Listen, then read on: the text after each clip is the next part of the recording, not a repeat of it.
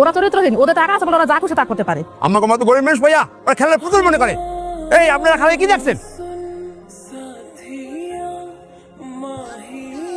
আমি প্রমাণ করেই ছাড়বো আমি নির্দোষ। কোন মিথ্যা বানোয়াট গল্পের ফান্দে আমি আর পড়তে চাই না। তুমি ওরা চলে যাইতে বলো, আর যত তাড়াতাড়ি সম্ভব আমার ডিভোর্সের ব্যবস্থা। শোনো বাবা, তোমার কোনো দোষ নাই, সব দোষ আমার।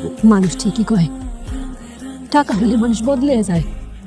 আমরা গরিব আছি, ভালোই আছি। তুমি আর কোনোদিন আমাকে ওইখানে আইসো না।